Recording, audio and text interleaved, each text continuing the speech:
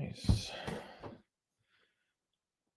And we are live with the Friday the 13th Total Fitness Bodybuilding video chats. My name is Lee Hayward, and I want to welcome you to our chat today. As you're popping onto our live stream, please feel free to introduce yourself and let me know who is tuning in today. All right, just want to make sure everything is coming through loud and clear on my end. Test, test, test. 1, 2, 3. Hopefully this is coming through and you can hear and see me. Good stuff. Seems to be coming through on my end there. All right. We got Lee joining in. Welcome, Lee. Coming through loud and clear. Much appreciated, my friend. Hopefully things are going well for you over on the other side of the Atlantic. Things are going well here for me. Good stuff. All right. So for those of you who are regulars to the chat, you know how this works. I'm going to be hanging out here for the next hour answering questions and topics of discussion related to fitness and nutrition, building muscle, losing fat, improving your health and athletic performance, anything along those lines that you would like to discuss, any questions or topics of discussion, feel free to type those into the chat window. Or if you're watching over on Facebook, you can type into the comments that'll be posted below this video chat as well. I know most people tune in through YouTube, so that's where we're streaming through primarily, but we're also streaming through the Total Fitness Bodybuilding Facebook page as well as my own personal profile. So if you are watching through Facebook, you can comment below the video there as well, and that will come through on my end, and we'll be able to chat and interact throughout today's live Q&A. So let's see, who do we have joining in? We've got David is joining us. It sounds perfect. Appreciate it. Thank you much. We have me joining in. I'm just curious, who's using my face and all right. Feel free to introduce yourself. All right. As they say, imitation is the greatest form of flattery. So if that's what you want to imitate your profile picture, if that works, we're all good. Let's see, we got Noel joining in. Hey, how's it going? We got Jason joining in. Jason from Jenks, Oklahoma. Welcome. Glad to have you joining in. Happy Friday the 13th. Yeah, Friday the 13th it is. All right. Hopefully nobody's feeling superstitious. I'm not. Feeling optimistic. All right, let's see what else we got there. We got AJ joining in saying, Mr. Lee, I'm just entering the gym. Glad you came online. Should get me through a 60-minute workout. Okay, so you're going to be tuning in while working out. Appreciate it. I know a few people actually do that. A couple of guys mentioned that they watch this while they're getting in their workout. And hey, that's totally cool. I mean, when I'm at the gym, very often I'm like listening to podcasts or audiobooks or something like that. Like when you see me with my earbuds in at the gym, it's usually not music. Not that I'm anti-music, but it's just that's a great opportunity where it's me, it's my me time, and I can focus on listening to those podcasts or focus on listening to those audiobooks or something that I want to really get in. Whereas very often it's hard to find time to make that work throughout a normal day.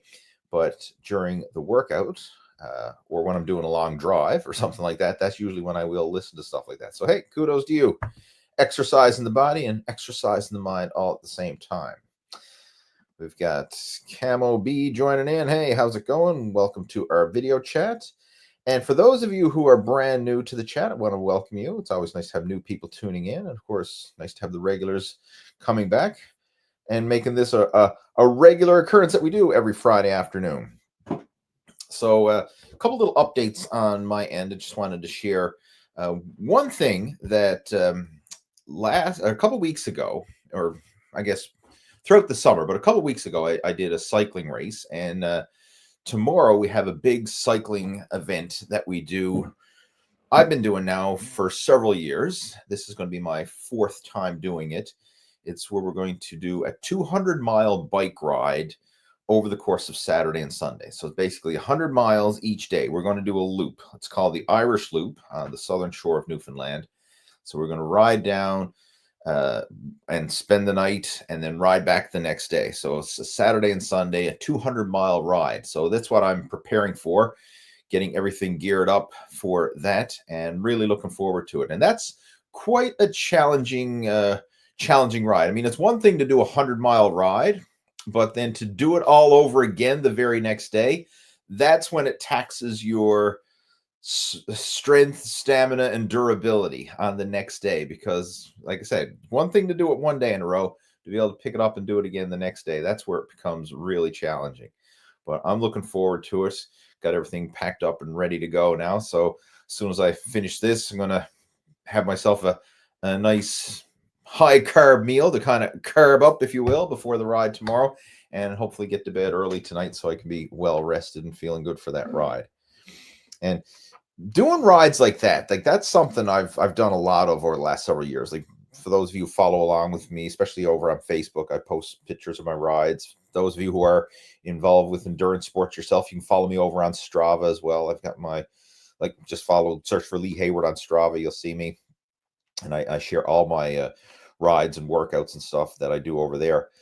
But this is something that I've really gotten into over the last several years, and it really makes me appreciate endurance sports that much more, right? Having the appreciation of, coming from a bodybuilding and strength background, and now transitioning more into an endurance focused background now, or more endurance focused sports. I have an appreciation for both styles, and they can complement one another. There's a lot of similarities, but there are some key differences as well, especially when it comes to the styles of training and the nutrition and things like that. But one thing that really I've found has made me appreciate endurance that much more is doing these big events like that, and then realizing what the top level athletes are doing. When you think of like Ironman competitors and like long distance cyclists and ultra races like the Tour de France, which is basically 3 weeks of doing like 100 miles a day for 3 weeks in a row, which is just mind boggling at race pace. Nonetheless, it's not a casual ride at that. So it really, obviously I'm nowhere near those levels, and I don't have a snowball's chance in hell of ever getting there, but I can at least appreciate, the output and the work that these people put into it. And it's certainly gives me a lot more respect for what they do. All right, let's see what else. If we got any questions coming through. So if you do have any questions or topics of discussion, whether it's strength training, endurance training, or any other sport specific questions, feel free to chime in. And if I can help you out, I certainly will. And if I can't, then I'll try my best to point you in the right direction to somebody who can. Because even though I've been involved with the fitness industry for well over 30 years now, training myself and coaching others and things like that, involved with different sports from bodybuilding, powerlifting, and now endurance sports, I've learned a lot over the years, but I don't claim to be a know-it-all. So if there's something I can help you with, I'll certainly do my best to do so. But if not, then I have a large network of friends and colleagues in the fitness industry that I might be able to point you in the right direction if I don't feel I'm the right person to help you out in your specific situation. All right, who else we got joining in here? Let's see. We've got Robert joining in. Welcome, Robert. Glad to have you. Robert's a regular. Camo saying good luck with the ride. Appreciate it. Much appreciated. All right, Lee's saying, have a strongman competition coming up next Saturday. Do you have any advice on what food to consume during the day? It's 5 events, 3 of them moving events. I'll make sure to get plenty of water and electrolytes. I've never done a strongman competition before, but I am familiar with it. And the thing with strongman competitions, okay, you have 5 events over the course of the day. So when it's go time, you're on, but there's going to be a lot of downtime in between. And that's something that you don't appreciate when you're watching strongman on television or you're watching it on videos, because you're just seeing the highlight reel. You're seeing all the action, right? It's just go, go, go. But when you're at an actual event, right? Like I've been to the Arnold Strongman event before, at the Arnold Expo.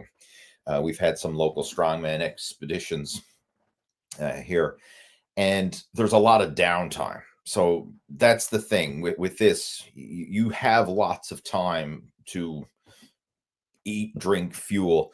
But the big thing that you want to focus on is making sure that you're not running on empty. Like what I want to emphasize here is There's a time and a place for controlling your calories, controlling your carbohydrates, and keeping things in check so that you don't spill over and gain body fat.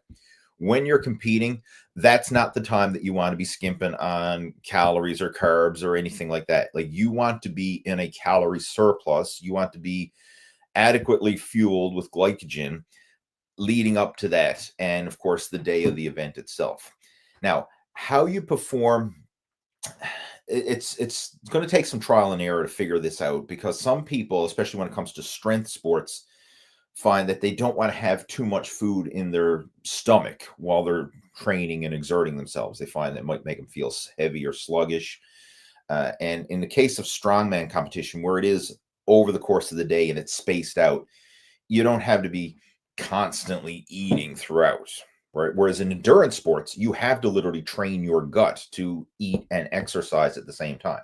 Like, prime example, tomorrow when we're doing that 100-mile ride, we're going to be eating and fueling during the ride, because it's going to take somewhere in the vicinity of 6 hours ish.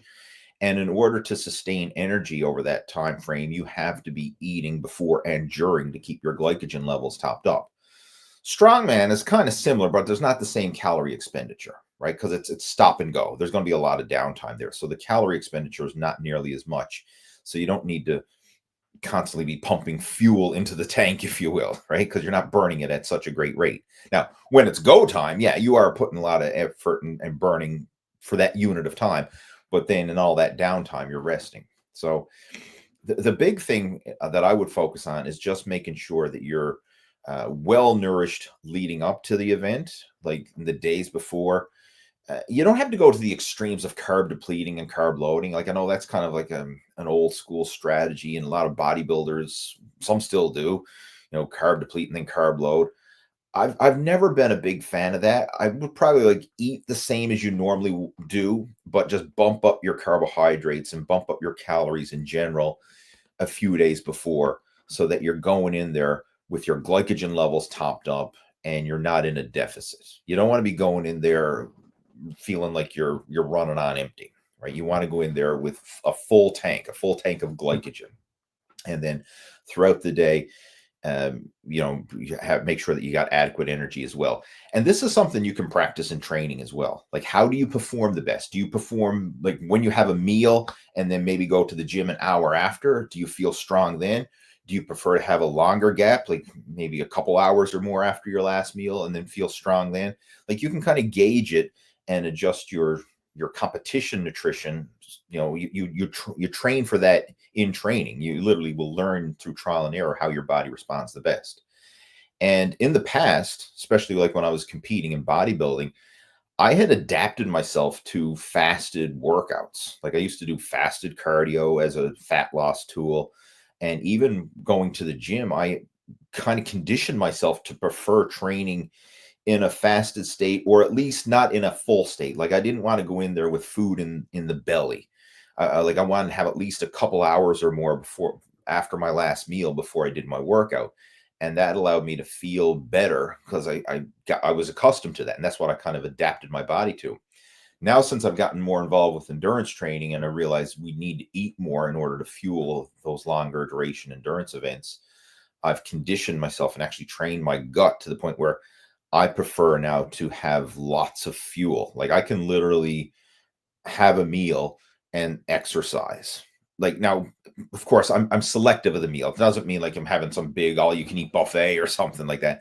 But I can have something that's light and easy to digest, and then exercise with that food in my stomach and not feel any issues, because I've kind of trained and conditioned my body to eat and exercise. And that's another thing I should bring up too. When you are eating and exercising, especially for competition events, you want to make sure that you're eating foods that are easy to digest, foods that sit well with your stomach. That's not going to cause any heartburn or stomach upset or slow digestion. Like, this is not the time to be eating high fat, high fiber, or even a lot of high protein. Like, you still want to have some protein, but make sure that it's easy to digest, something that's not going to sit heavy on your stomach. Like, prime example, I wouldn't be eating red meat the day of that competition, or fatty foods or foods that are high in fiber. Like I wouldn't be eating a lot of vegetables and things that are going to have a slow digestion process. I'd want to be eating low fiber, easy to digest foods.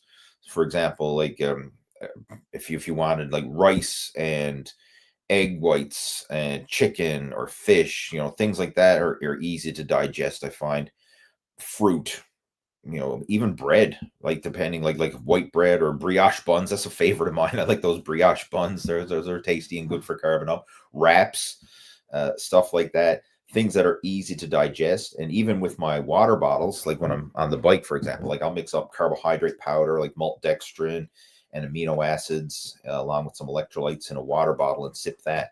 You could have something similar to that as well for your competition, because it's providing nourishment and keeping your glycogen levels topped up, but it's not hard to digest and it's not going to make you feel heavy and sluggish, and it's very rapidly absorbed.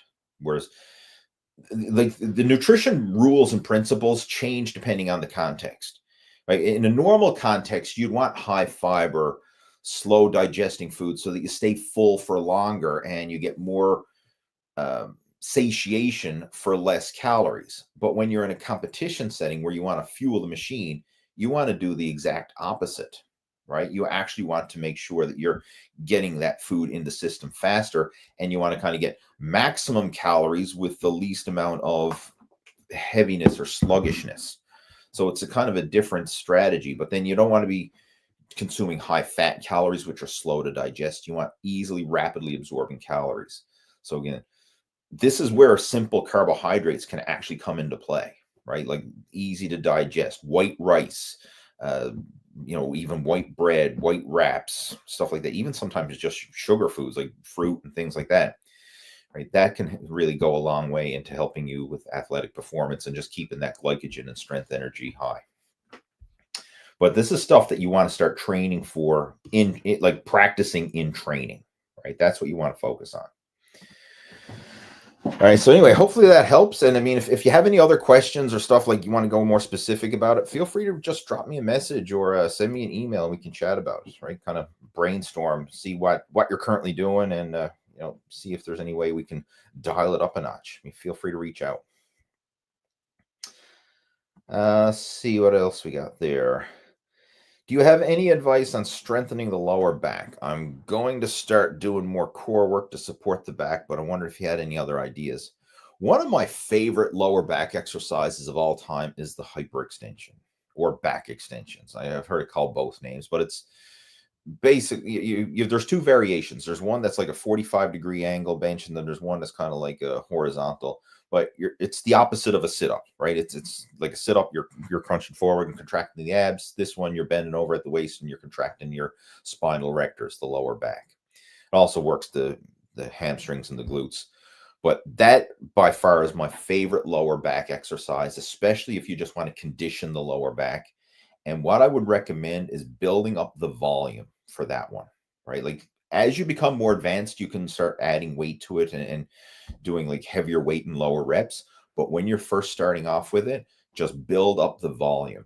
And this is one that I used to do a lot of, back when I was competing in powerlifting, but I also used to do it a lot and when I was getting ready for bodybuilding shows too, because I really wanted to train that lower back and bring in that Christmas tree, what they call in the lower back, that's the spinal erectors and that lower back area, to really help to develop those muscles. Because when you're ultra lean, you get that detailed Christmas tree look in the lower back.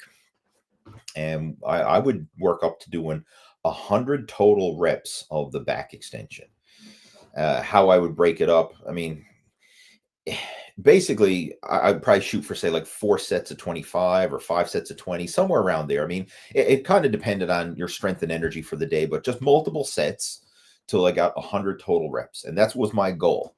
Now, when you're starting off, especially if you're not used to doing this and you have a weak lower back, maybe you just want to start off doing 20 total reps, right? Hey, 4 sets of 5 or, and then eventually build it up, right? Then eventually work up to say like 30 and 40 and 50 reps. And then, over the course of several weeks, build that volume up until you get to the point where you're doing 100 total reps of back extensions.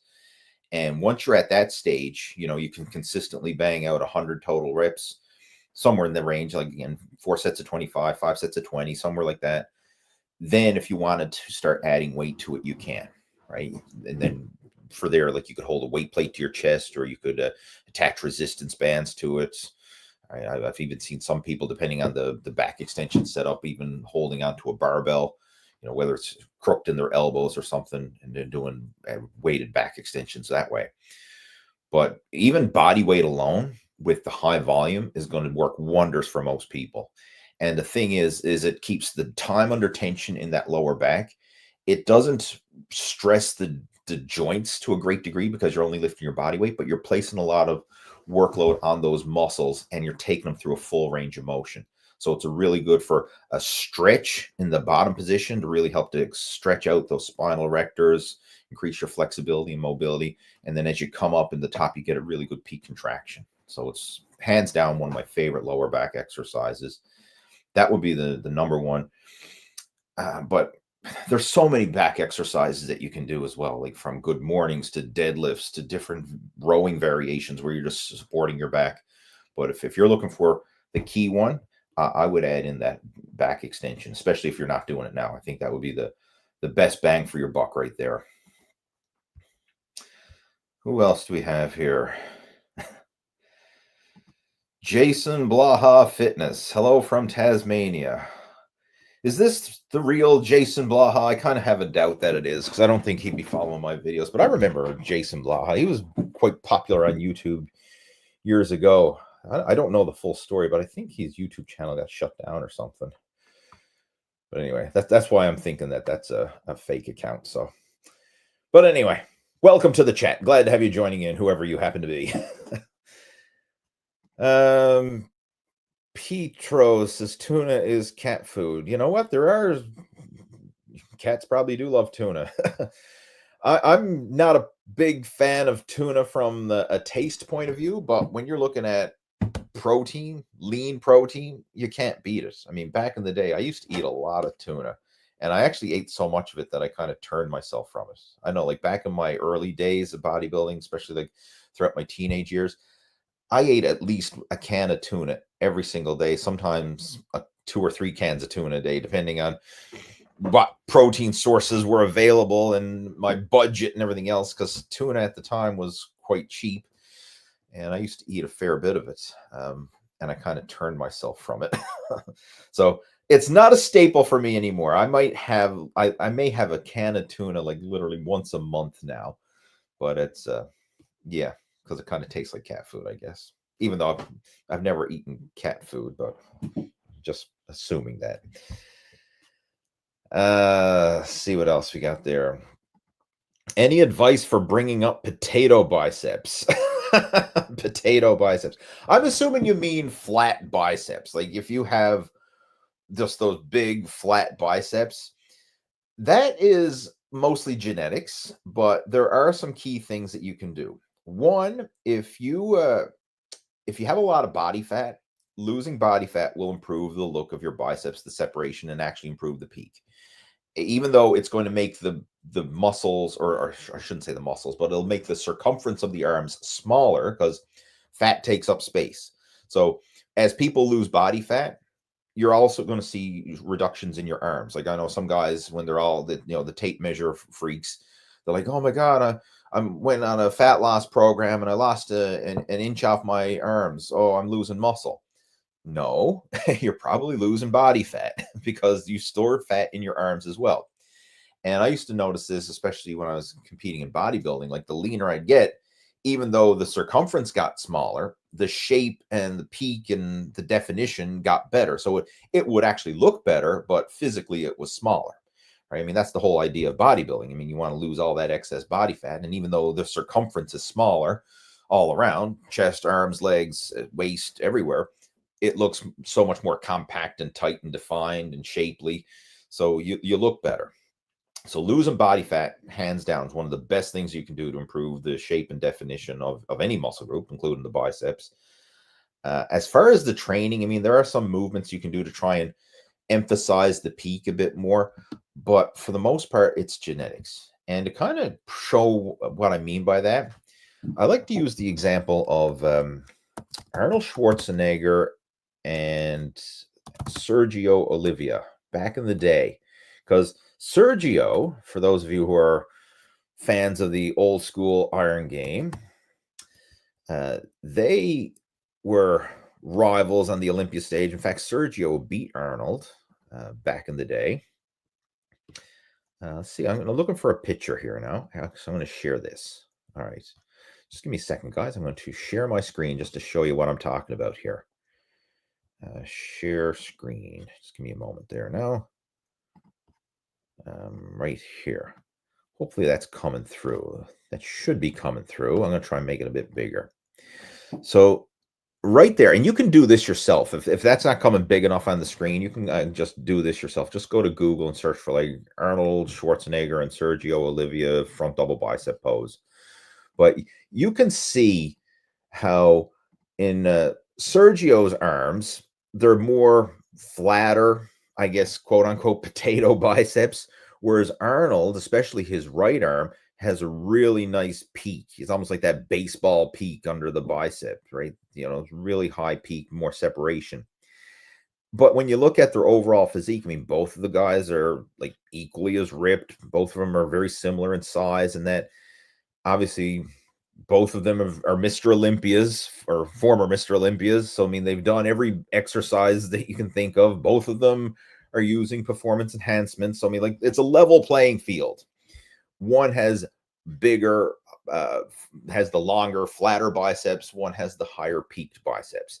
So the reason I'm sharing that is because most of the time when you see someone who has a really exceptional body part, it's genetics, right? It's not necessarily, you know, that they have some crazy training split or whatever. Now, again, you can prioritize it with your training and things like that. But if you just genetically have a flatter bicep, it means it's the tendon insertions. So the tendons of the biceps go longer down and meet closer to the elbow joint, whereas people with the higher biceps, their tendons don't go all the way down. Like there's a bit of a gap. So when they flex, you see that shape and the peak in the bicep. All right. So again, a lot of times that baseball bicep peak that you see on some guys, it's mostly a genetics, just way to the tendons are inserted. All right, where else were we to there? Next question. We got Rob joining in. Says, I suppose you've gotten way better at fueling since you've been doing so much cycling. Yeah, this is something that you get better the more you do it, and you learn through trial and error and stuff like that. And you can literally train your gut. Like in the endurance sports world, this is a big hot topic. Like if you start going down the rabbit hole of watching, listening to podcasts and watching YouTube videos and studying what the top level endurance athletes are doing, training the gut and nutrition and fueling strategies is like the next level. This is kind of like the big craze. And it's crazy what some folks are doing. Like the common trend now, especially in high level endurance sports, is consuming 100 grams of carbohydrates per hour of exercise. So, for example, if someone's going to be doing a 5-hour event, say like a 5-hour bike ride, they're going to consume at least 500 grams of carbs during that 5-hour ride. They're going to be consuming about 100 grams of carbs per hour to keep their glycogen levels topped up. And the idea, they're not doing it from a fat loss point of view, because in the bodybuilding world, everyone thinks you only do cardio because you want to lose body fat. Like nobody even thinks about performance. It's just, hey, this is a fat loss tool. So they want to create calorie deficit and burn body fat. But in the endurance world, they're not trying to create a calorie deficit. They're trying to replenish the energy similar to the rate that they're burning the energy, so that they're maintaining, that energy balance, and they can keep going. So they don't burn out. They don't, run out of glycogen, bonk, and hit the wall. They want to keep their blood sugar and their glycogen topped up so that they can sustain maximum performance. Because, I mean, sure, you might be able to sustain high intensity for an hour on an empty stomach, maybe go a little longer, but you start going 2, 3, 4, 5 hours and beyond, you literally, it's just like your car running out of gas, right? Like you could be driving around town, and of course the gas light is blinking on your car, and you say, oh yeah, I need to go get some gas, but car's still running fine, no problem at all. And then all of a sudden, like, right? Nothing. What the hell happened? I mean, hey, 5 minutes ago, the car was running great. Now it ran out of gas and the thing won't even move. it's almost the same when you run out of glycogen when you're doing, exercise. Once you run out of glycogen, it's just like boom, boom, boom. It's just like your energy just drops off a cliff. Now, I mean, you can still keep going, but the intensity just drops off dramatically because now you're having to break down body fat and even break down muscle tissue and things like that to try and convert that into energy versus relying on the glycogen that's stored in your system. And this is much more inefficient. So, I mean, there's no high intensity efforts or sprints or anything like that when you're running low on glycogen. Whereas if you keep that topped up, you can sustain much higher energy and power outputs over a longer duration. But yeah, that's probably the hands down the biggest advancement in sports performance in recent years is just the advancement in nutrition. What else we got there? Johnny Bravo says, I want an action hero body. Don't we all? Right? Gotta love the name, Johnny Bravo. Yeah. Let's see what else. Is sausage a good protein source? Well, there is protein, but I wouldn't say it's a good one because any processed meat, hot dogs, hamburgers, sausages, there's a lot of extra fat in there, and then whatever other additives go along with it. You could have it as a cheat treat, but it's certainly not a staple. When people are looking at staple proteins, they're usually looking at natural unprocessed foods. Chicken is one of the top staple proteins of most bodybuilders and athletes. The reason is because it's easy to digest. It's so versatile.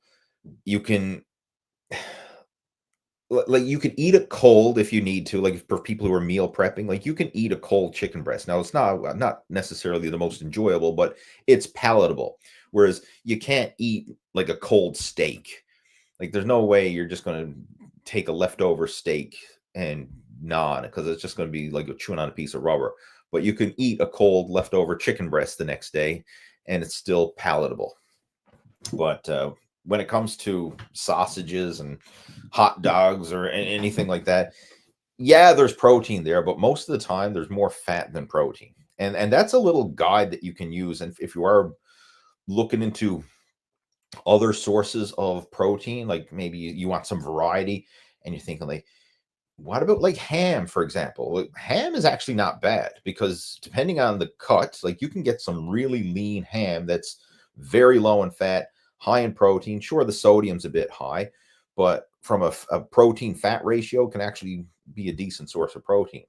Sausage usually doesn't work that way. Very often when you look at most sausage, unless you're getting some like extra lean turkey sausage or something like that, there's probably more fat grams than there are protein grams. Like we were looking at some at the grocery store the other day, and I think it was like 20 grams of fat per link, and it has somewhere like 15 grams of protein per link. Now, way more fat than protein, and then you also got to factor in fat grams are more than twice as calorie dense as protein grams. So when you're looking at the calorie ratio, way more fat than protein.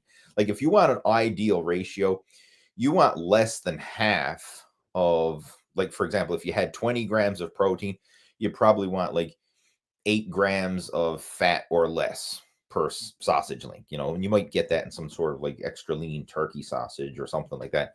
But in regular pork sausages or something, there's no way. Usually they're just loaded with fat. And it's a cheat meal, not a protein source.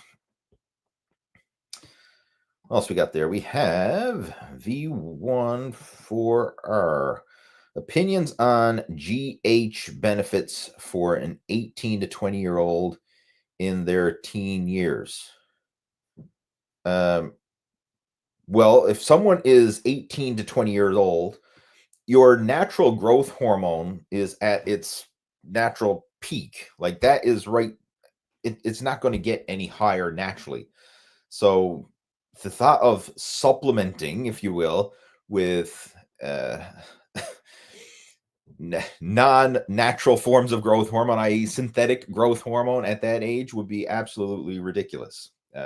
I've never, ever taken growth hormone myself, so I have no personal experience with it, but just from a practical point of view, I would never recommend a teenager to take growth hormone unless it was prescribed by their doctor. Like maybe they have some growth defects or some medical condition and they need to take, synthetic growth hormone for medical reasons. If that's the case, that's totally different. That's you don't go on YouTube asking advice on that. You go talk to your doctor and follow their advice on that. But chances are, if I'm reading this right, you're probably thinking, hey, should I be taking GH to try and get huge and jacked and look like a pro bodybuilder? In your 20s, absolutely not. And even for guys who are older, I'd be very concerned with that, because I mean, this is something that, there are some serious side effects to this, right? I mean, sure, it has benefits when taken under, like in a TRT, hormone replacement therapy type of situation, like sometimes under doctor supervision to monitor the levels and stuff. That can be done quite safely, but that's usually for people who are in their later years and have declining levels of hormones. But for people who are in their teenage years, your hormones are at their peak or they're going up. They're still on the rise. It's usually like late teens, early 20s. That's when you're at your peak. And the idea of taking external hormones at that age is just absolutely ridiculous. I would never recommend it, again, unless it was under doctor supervision because of some medical condition or growth defects or something. Let's see what else we got.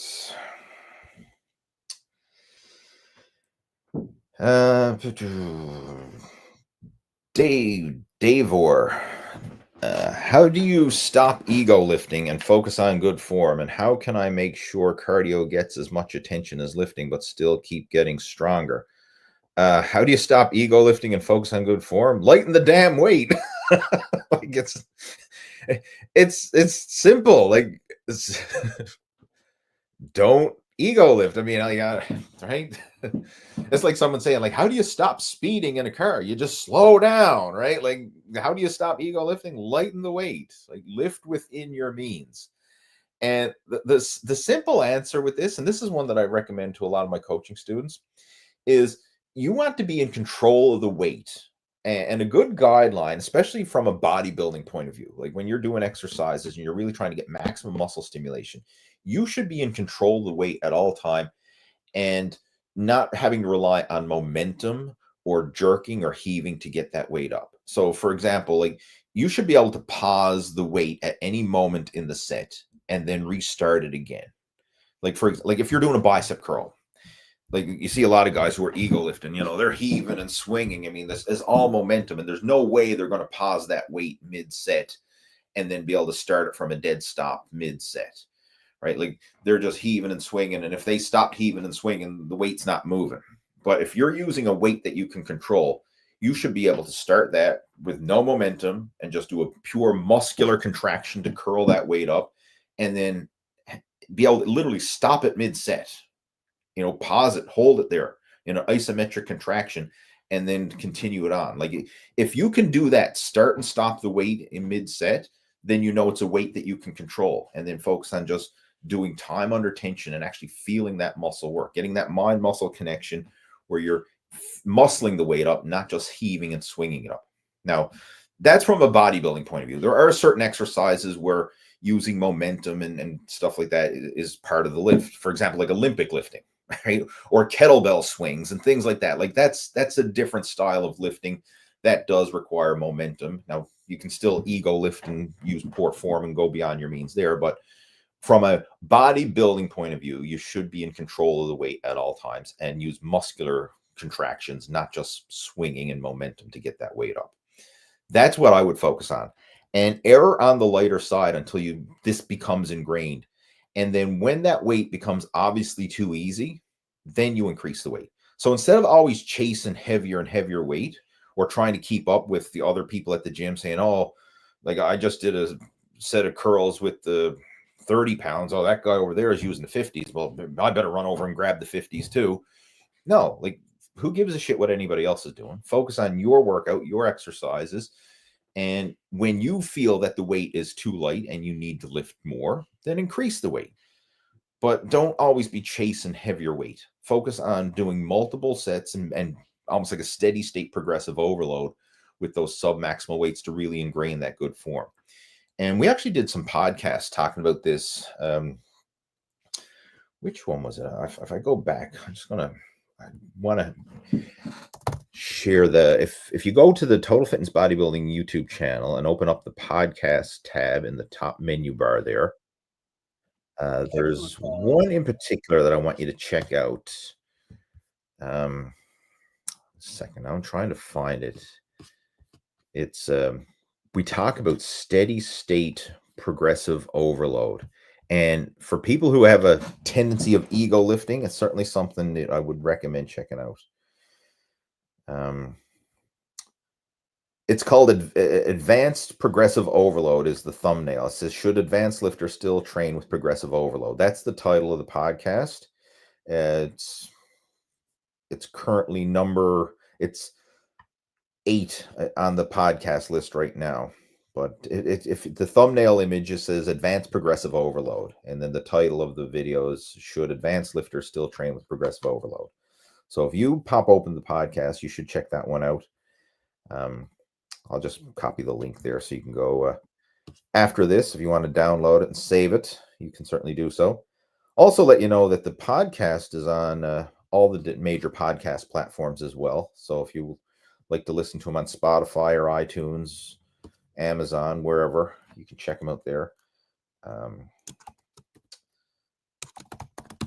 just going to type it into the chat window there. Progressive Overload Podcast. Right? I want you to check that one out because it goes into progressive overload from a smart style of training and not just ego lifting style of training. All right. A second one, as far as cardio getting as much attention as lifting, you can separate them. And this is one thing I recommend for a lot of my coaching students. And I also incorporate it myself. 1 day strength training, 1 day cardio, alternate them day for day. So like when if you work out with weights 3 days a week, you do cardio 3 days a week, and then probably take 1 day off. Like that would be a great way to train 6 days a week, but do so in a complementary fashion where you're not burning yourself out. So strength training 1 day, cardio the next, just alternate them day for day. And then of course, it'd be good to take a day off, just let everything rest and recover, and then start that whole cycle again. Now, depending on your personal preferences and what it is you're training for, you can kind of tip the favor and more of the other. Like, for example, when I was doing bodybuilding competitions, I would literally do strength training and cardio the same day, but I would break it up. So I probably do like cardio in the morning, strength training in the afternoon. And the cardio was always like a low intensity cardio, primarily from a fat burning point of view, just trying to burn extra calories. And then the weight training would be higher intensity, focus on maximizing muscle growth. So the main focus was still on the weight training, but I would supplement that with the cardio from a fat burning point of view. So you have to look at like, what's your main goal, right?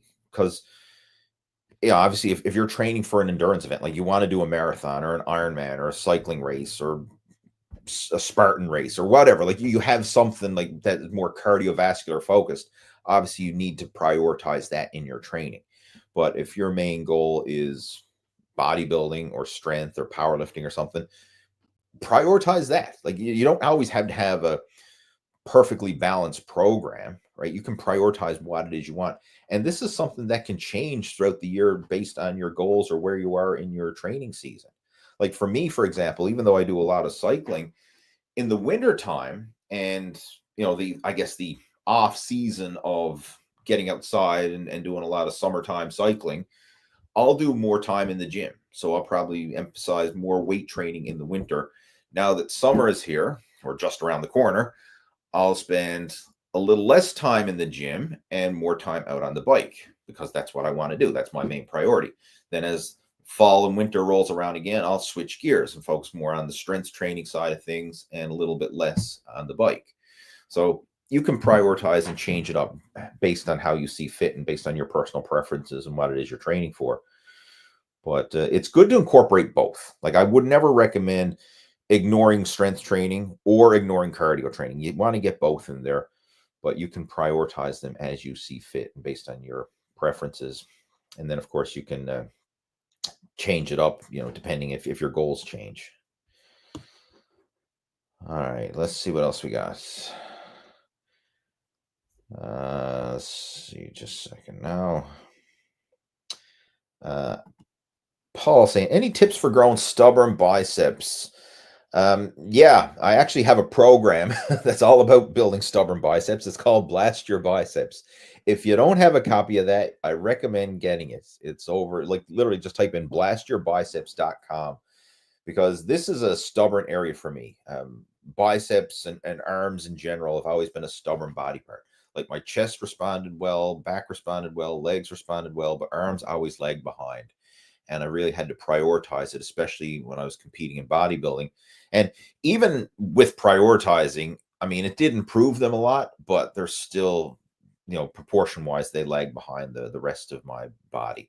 Like ideally, if you want a well balanced, symmetrical physique, they recommend like your neck, your biceps, and your calves should be the same measurement. So, for example, like if you got a 17-inch neck, you should have 17-inch arms and 17-inch calves. Like that would be a well balanced, symmetrical from that point of view.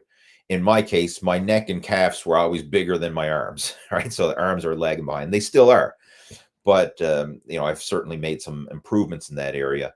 And the Blast Your Biceps program is one that I would highly recommend checking out if you haven't already done so. You can head over there and get it.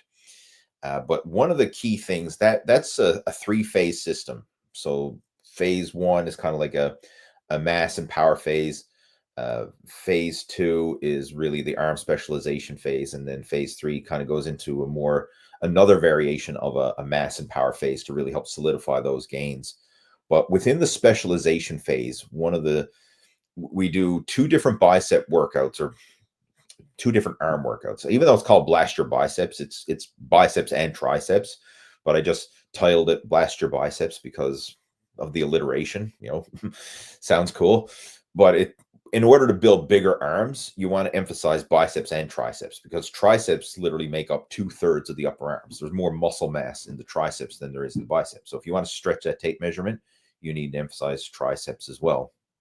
But within that program, and when you're in the specialization phase, there's 2 workouts a week for arms, biceps, and triceps. And then we take the other body parts and put them on a maintenance program. So that's something that you can do for any stubborn body part. Like whatever it is that you want to prioritize, you can literally emphasize that, like double up the training volume for that, and then scale back the training volume for your stronger muscle groups. And this is critical because like we only have so much recovery ability. It's not like you can go 100% with everything, right? It's like you got 100% total. How are you going to divvy up that recovery? And within the Blast Your Biceps program, we specialize and prioritize recovery for the arms, and then we scale back the volume in the stronger body parts. So they're trying to put on a maintenance program to allow for that extra volume to be emphasized with the arms. And we also alternate a heavy and a light workout. So one is a heavy, lower rep workout. The other one's lighter, higher volume. And that way you're kind of hitting the best of both worlds, right? You're getting, the volume, the time under tension. You're also getting the heavy and the power built in there. And you're also getting the frequency to optimize growth. But the full system, the Blast Your Biceps program, it has everything outlined for you. I mean, it outlines the method to the madness, and it actually has specific workout charts. So you can literally just follow along with that system. And it's been a proven system. I mean, it's been around for years, and it's still a good one. So I'd recommend checking that one out. That'd be the hands down probably one of the best things you could do to help pack on some size to your arms, and do so and having a fun program as well, because there's a lot of variety in there, and it's a fun program to follow. From a practical point of view, I would rather have to prioritize arm training than prioritize leg training, because arms are a fun muscle group to train. Like when you get your good pump in the arms, it feels good. It's not as exhausting and stressful on the body, especially like the central nervous system. But when you're doing leg training, like people who got skinny chicken legs and they need to prioritize them, that takes a lot of effort. Like that's hard work. That's brutal, right? Whereas arms are more in the fun category, right? It's not as physically demanding, and it's more fun to train. All right, where else were we to? We got Tim joining in here. Yo, Lee, if looking jacked was a sport, you'd be undefeated. Happy Friday. Well, I appreciate that, but I'm sure there's a hell of a lot more people who look way more jacked than I do, but much appreciated. Glad to have you joining in. All right. Alan's joining in. It says, I keep seeing cardio sucks videos on YouTube and Instagram from fit trainers and them saying that it's not necessary and to just weightlift. Is it true or modern day clickbait? Modern day clickbait, my friend. Right? They're telling you what you want to hear. And that's a pet peeve of mine. You know, in the gym bro world, like people say, oh, cardio sucks. If cardio sucks, you just haven't found the right cardio. And I'm going to play devil's advocate here and give you an analogy or an example to kind of make sense of this. Imagine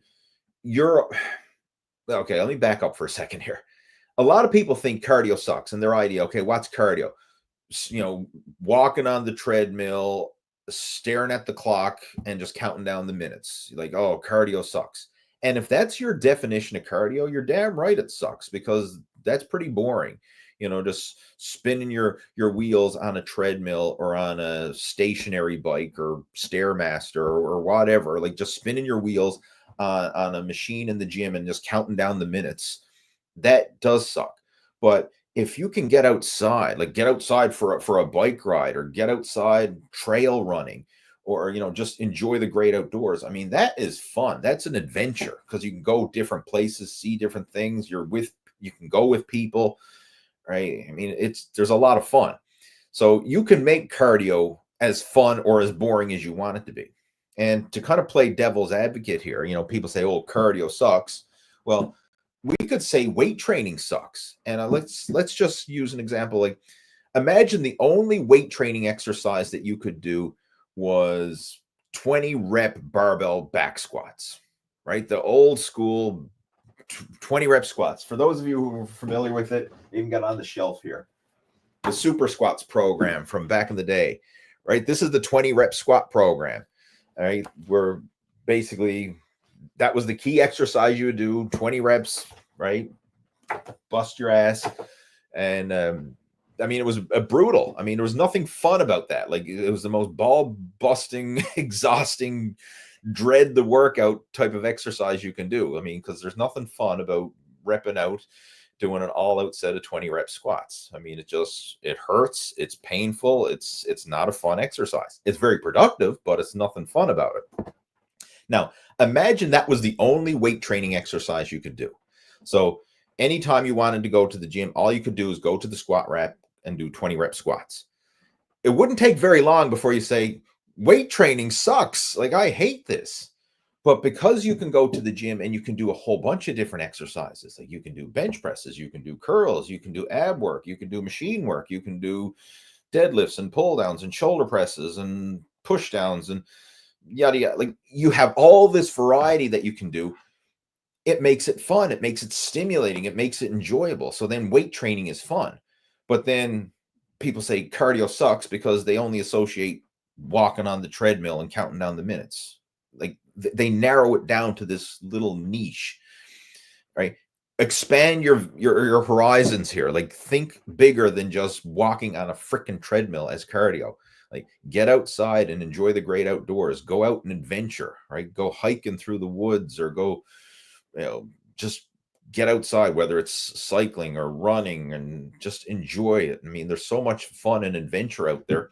Cardio doesn't suck. It's just you haven't found the right cardio, right? And then for anybody who says that, that's the analogy I say. Like, I mean, I could put you in a situation where weight training sucks and you would dread going to the gym to weight train, right? But again, to answer your question there, Alan, when you hear all the so-called fitness gurus saying you don't need to do cardio and cardio sucks and blah, blah, they're just telling people what they want to hear. It's clickbait, right? And unfortunately, the more you get into, especially nowadays with social media and everybody's got a voice, you really got to turn up your bullshit detector, right? And see, like, who knows what they're talking about and who's just, shooting hot air, right? And unfortunately, there's a lot of people just shooting hot air. So you really got to do your due diligence to see, like, who is this person that I'm actually listening to, right? What's their background? How long have they been doing this for? Or are they just someone who, started working out a year ago and now they're an expert? You see a lot of that these days. Okay, I should say growing stubborn biceps for someone who picks up tendonitis pretty easily. Yeah. Actually, if you want some strategies for working around tendonitis, I am one of my in-person coaching students. We've been working around this as well. Do a search on YouTube for Lee Hayward elbow tendonitis or Lee Hayward tennis elbow. I've got several videos there showing some of my favorite rehab / prehab exercises to work around tendonitis, because you can still work around that and still train the arms without aggravating that tendonitis. You just got to get creative with it. Let's see what else we got there. Sergio's joining in saying, "Hey Lee, Sergio here from Conroe, Texas. Love the Friday live streams. Wish you a great Father's Day weekend." Appreciate it. And we should also mention that as well. This is Father's Day weekend coming up. So for all the dads on board, I hope you have a good one. Happy Father's Day in advance. Right? We got Friday the 13th and Father's Day all coming together. I don't know. Should we be superstitious or not? But much appreciated. Thank you for that. And AJ still doing the workout. Good stuff. Get her done. Keep that pump going. All right. Mike is saying, I do a push-pull leg split, and I don't know how to add trap bar deadlifts. I did them on leg day, but now I have a really tight upper back as I think I have doubled up hitting the upper back muscles. Trap bar deadlifts, I still consider that like a deadlift. I still do it on back day. If you want to have a back day, I would do it there. Even though with the trap bar, there is a bit more leg emphasis and a little less lower back because you're in line with the weight. And in fact, whenever I'm teaching someone, like when I have a new coaching student that I'm working with in person, the first deadlift variation that we learn is the trap bar deadlift, because I believe it's easier to perform than a barbell deadlift, because again, you're centered with the weight and you're more upright.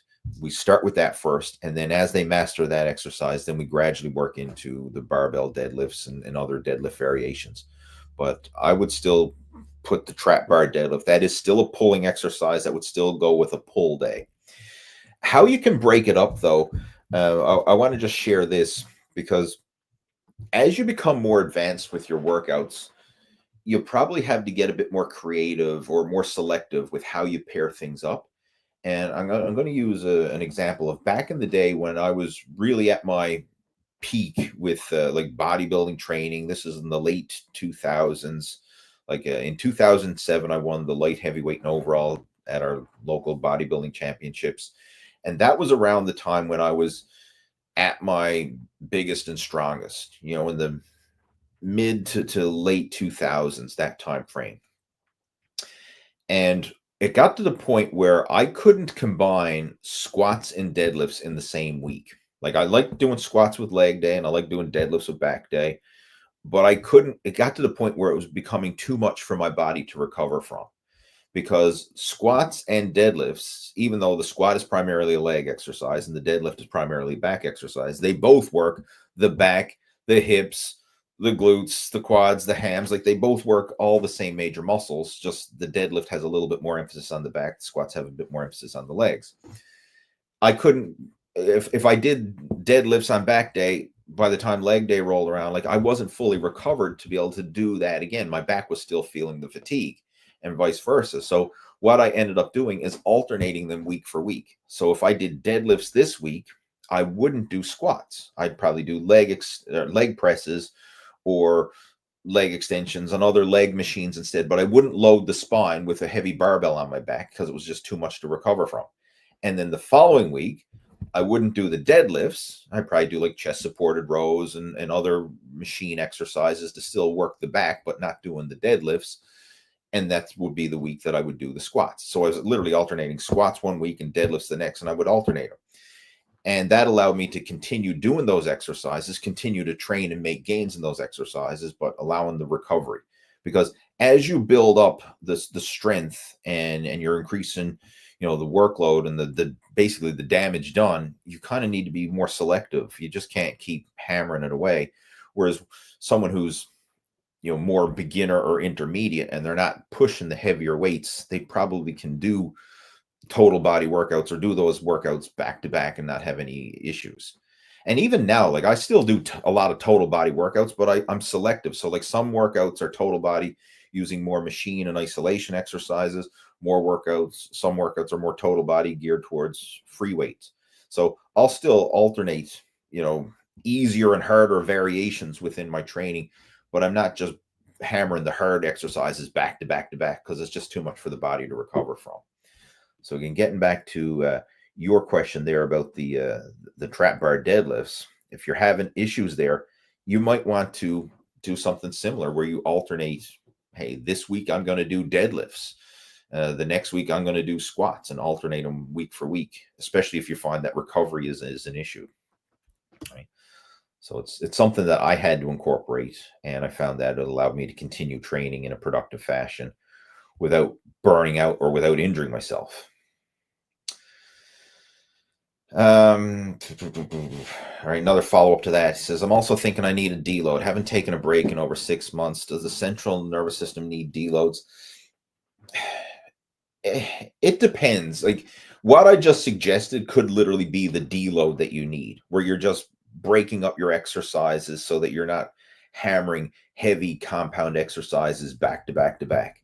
Probably do like a heavy compound exercise and then some lighter machine isolation exercises. Alternating like that could be the quote unquote deload that you need. You don't necessarily have to take a break or take time off or whatever. Sometimes it's just doing easier exercise variations, and that might be plenty, right? Now, there are times it really depends, and you can't just use a timeline either, saying like, oh, I haven't taken a break in 6 months or whatever. Right? It really depends on how deep you're digging yourself into a rut.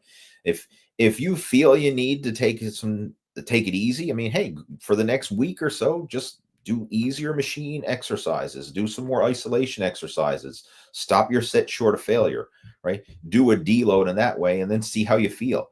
Very often, I mean, just doing a week of easier training is enough to feel rested and recovered and still keep moving, right? It doesn't always have to be anything drastic, right? It doesn't have to be this big, oh, I'm just stopping training entirely or this big overhaul. It's just take it easy, right? Even if you did the same exercises, but scale back the weights and stop your sets short of failure, I mean, that might be enough of a deload as well, right? Lighten it up, focus on really honing in that technique, and then just gradually build it back up again.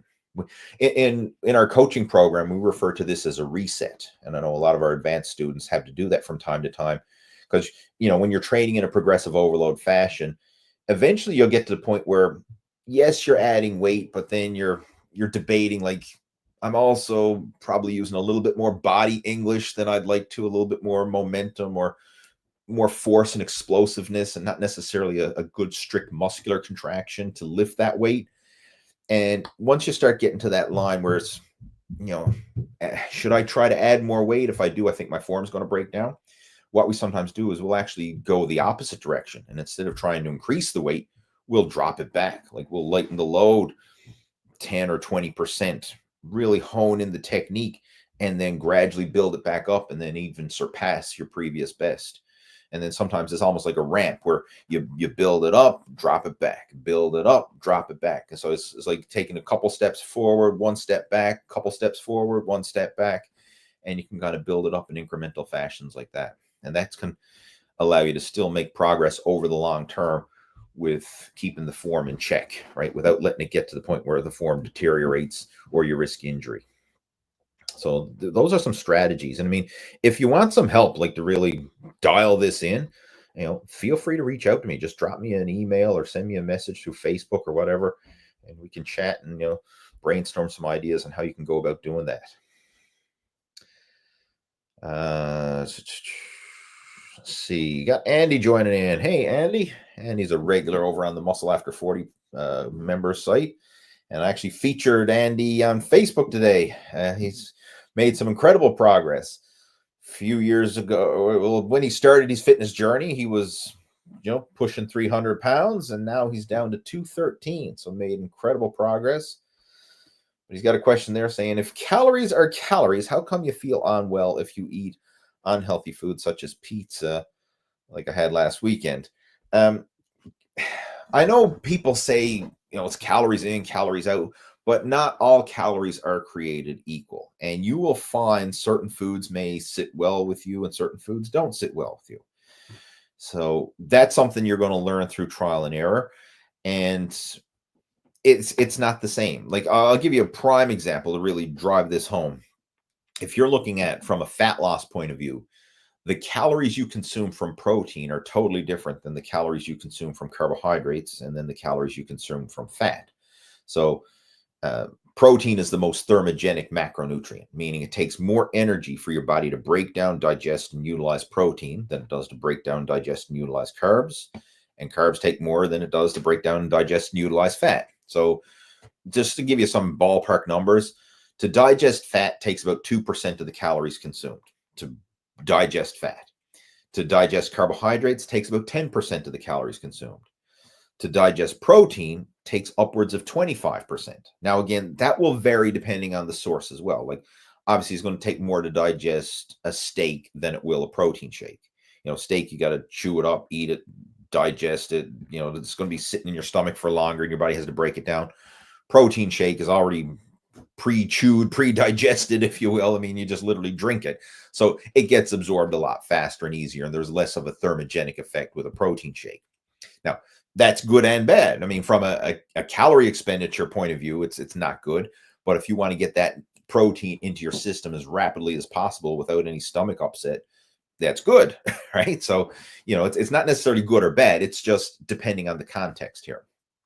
But I just wanted to share that because calories are not the same. Like, if you had a 2,000 calorie diet from lean protein and vegetables and good quality complex carbohydrates, or you had a 2,000 calorie diet of pizza and ice cream, the metabolic effect, the fat burning effect, the nutrient value effect, like it's two totally different effects. You would feel way better on the natural unprocessed food.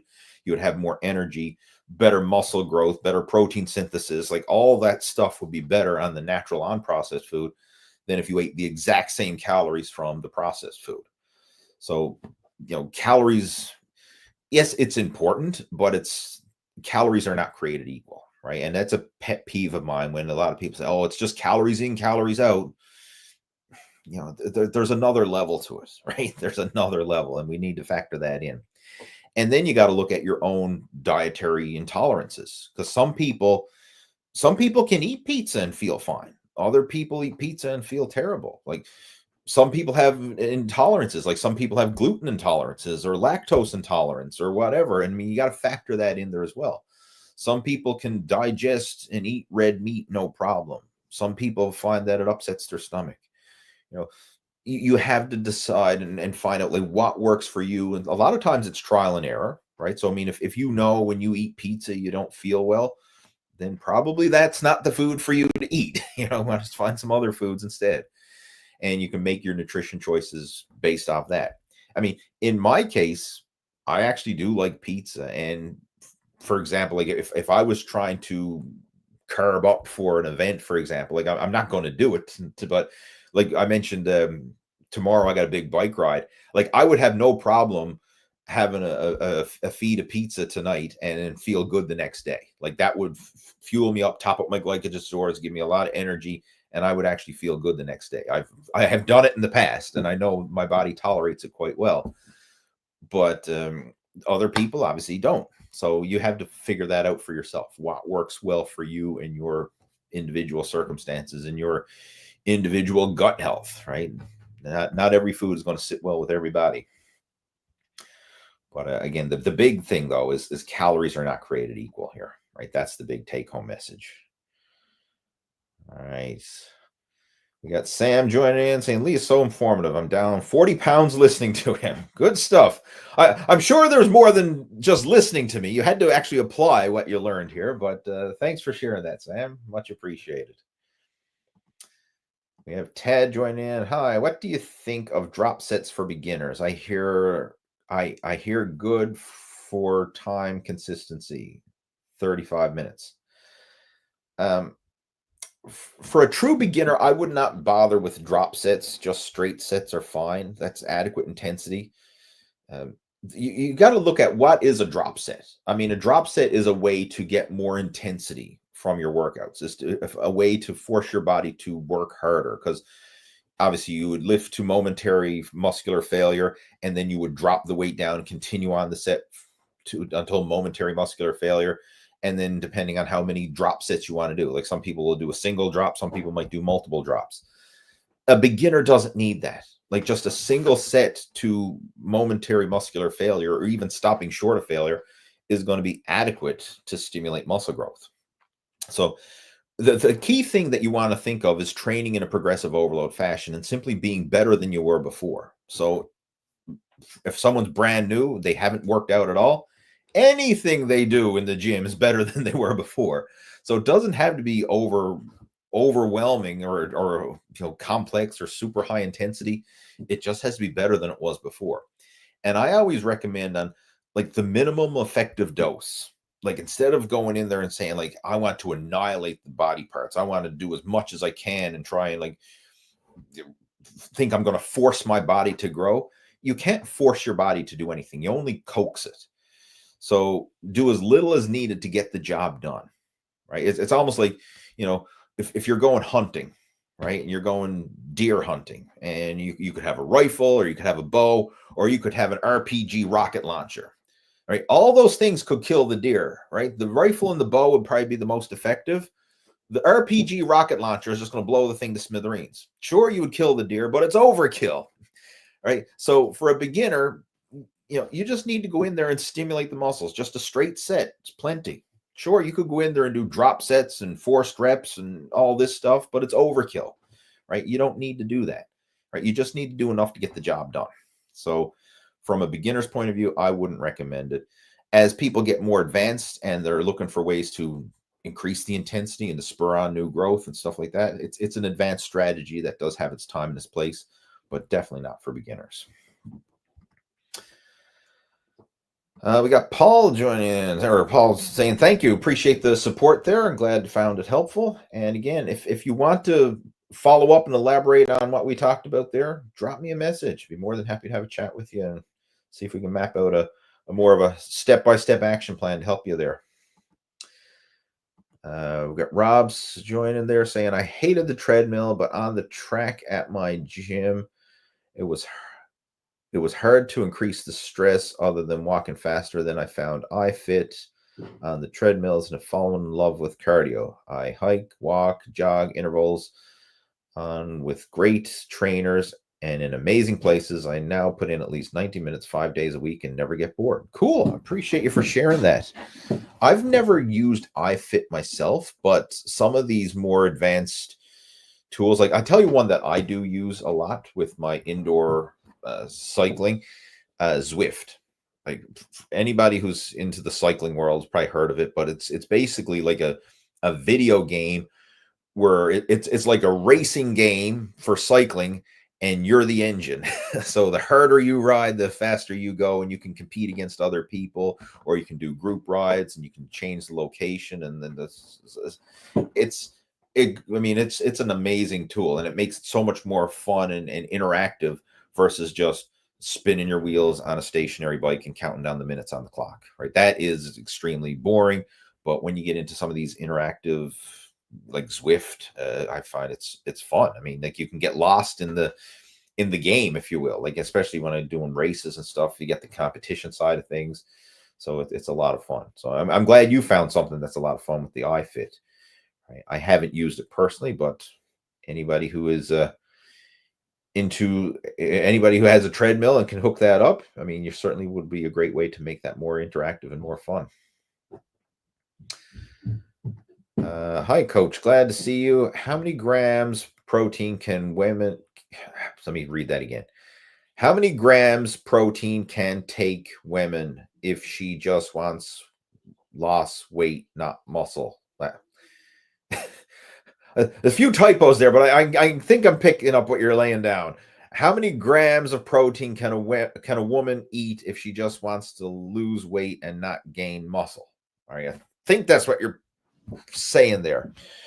Uh, you know what? There's really not a big difference between women and men when it comes to nutrition. And the general rule of thumb, gram of protein per pound of body weight. If you really want to get nitpicky and like what's the bare bones minimum, you could probably have a gram of protein per pound of ideal body weight. So let's just put some numbers out there. If somebody wants to weigh 200 pounds, I mean, obviously that's probably not a woman, but let's say she wants to weigh 120 pounds, eat 120 grams of protein a day. But the thing with protein, as I mentioned earlier, it's the highest thermogenic of all the macronutrients. So the more protein you eat, the higher your metabolism is going to be for the calories consumed. And it's also going to help to prevent muscle loss. Because the big thing when you're losing weight and you're in a calorie deficit, you're also at a risk of losing muscle. And for my coaching students, I always recommend a high protein diet. And some of my advanced coaching students, I mean, they're on a very high protein diet and getting incredible results. Right. So even going beyond that gram of protein per pound of body weight and still getting leaner, still getting more muscular. Right. So don't skimp on protein. Like, even though women say, well, I don't want to become big and bulky or whatever, that's bullshit. No woman is going to accidentally just become huge and muscular and too big and too bulky. It's impossible. Any woman that you see who is big and muscular and looks huge and jacked, it wasn't an accident, right? She just didn't get that way because she had an extra protein shake and then woke up one morning. It's like, oh my God, I'm huge, I'm ripped, I got 20-inch biceps and six-pack abs. Like, oh, where the hell did that come from? Right? She was busting her ass for years, very often taking performance enhancements and everything else. It just didn't sneak up on them, right? It's the odds of someone waking up with too much muscle on their frame is just like the odds of you waking up with too much money in your bank account, right? Like, oh, I went to bed and I was broke and now I'm a multimillionaire. Where the hell did that come from? Oh, how do I get rid of all that excess money? Like, it's just not going to happen by accident. So, I mean, that's a pet peeve of mine when I see women out there who are afraid that they're going to gain too much muscle. Like, first off, like, look at every skinny teenager, male teenager who's in the gym who has, 10x the testosterone of a woman, and they're still not getting too big, and they're trying to get big. So, like, the odds of a woman who has low testosterone naturally getting too big is slim to none. Again, it's like the odds of you waking up with too much money in your bank account. Like, it's just not going to happen, right? I don't know too many people who complain that, oh, I got too much money and I can't get rid of it. I don't know what to do with all this money that's just falling into my lap every day. Right? It ain't going to happen. So if this is your wife or your girlfriend or whoever this woman you're referring to, tell her to put her mind at ease. Like, it's just not going to happen, right?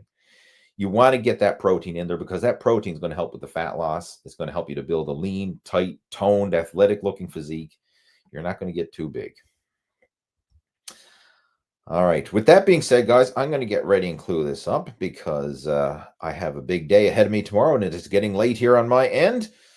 But I know there was a few other questions that I didn't get around to. But I tell you what, if I didn't get around to your question, you have my permission to reach out to me, and we can chat through email or through Messenger. I'd be more than happy to have that conversation with you. And that also applies for anybody, even if you didn't post a question here today. If you would like to reach out, feel free to do so. And in the meantime, have yourself a fantastic weekend. Have yourself a happy Father's Day if you are a father, and if you're not, hopefully you get to celebrate with your father. And I will talk to you next Friday, same time, same place. All right. Take care. Have yourself a good one. Over and out.